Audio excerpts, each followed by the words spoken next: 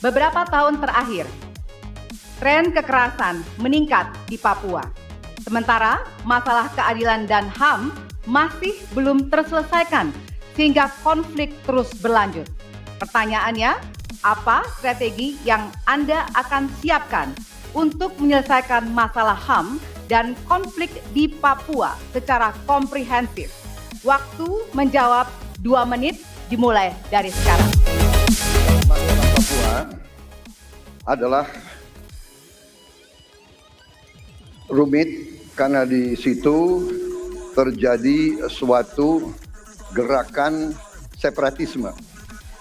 Dan gerakan separatisme ini kita sudah ikuti cukup lama. Kita melihat ada campur tangan asing di situ.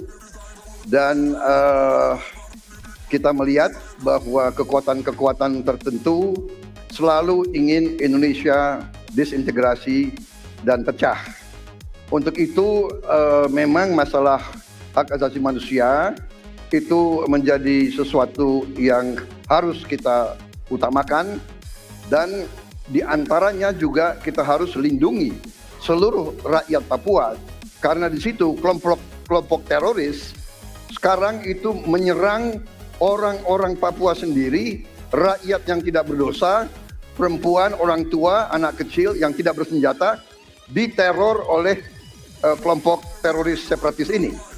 Jadi rencana saya pertama adalah tentunya menegakkan hukum, memperkuat aparat-aparat di situ, dan juga mempercepat pembangunan ekonomi. Dan Presiden Joko Widodo adalah presiden di Republik Indonesia yang paling banyak ke Papua.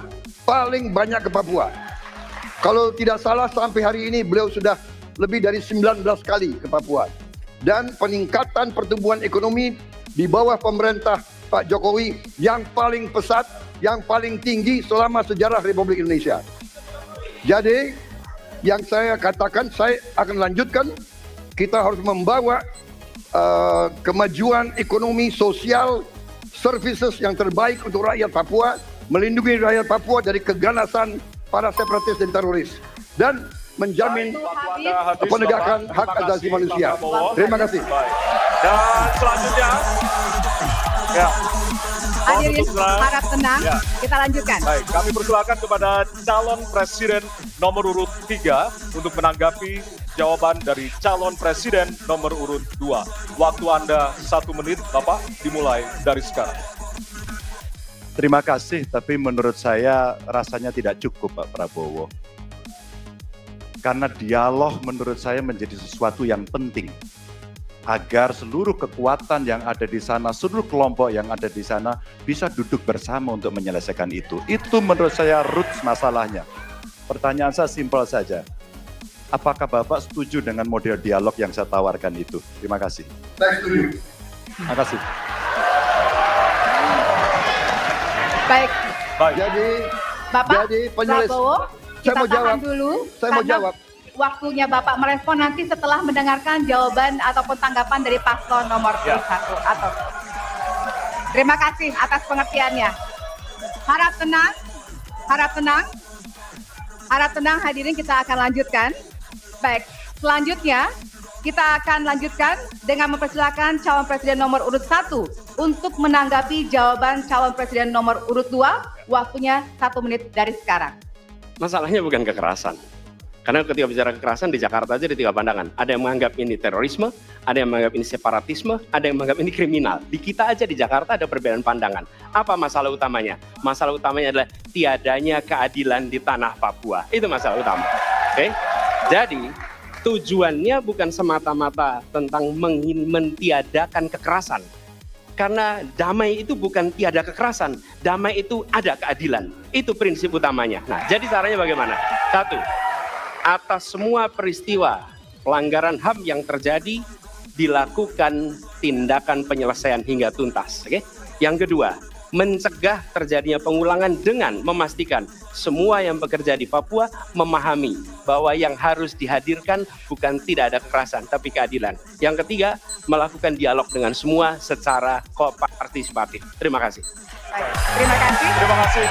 Dan selanjutnya kami persilakan kembali kepada calon presiden nomor urut 2 untuk merespon tanggapan dari kedua calon presiden lainnya, dan waktu Anda 1 menit Bapak, dimulai dari sekarang. Benar, saya sangat setuju. Kita harus ada pendekatan dialog. Benar, ya. Dan saya juga setuju. Harus. Tunggu dulu, aku mau jawab.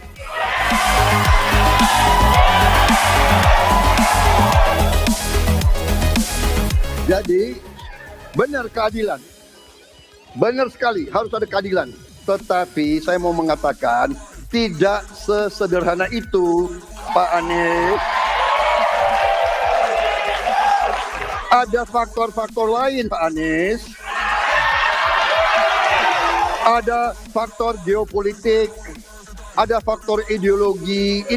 Inilah yang masalahnya tidak gampang, ya. Tetapi saya pendapat kita harus tegakkan keadilan. Kita harus dialog. Ini masalah bangsa. Ini harus kita, semua kekuatan harus kita rangkul.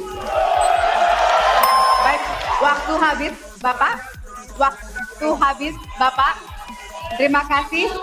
Hadirin harap tenang. Hadirin harap tenang, kita akan lanjutkan.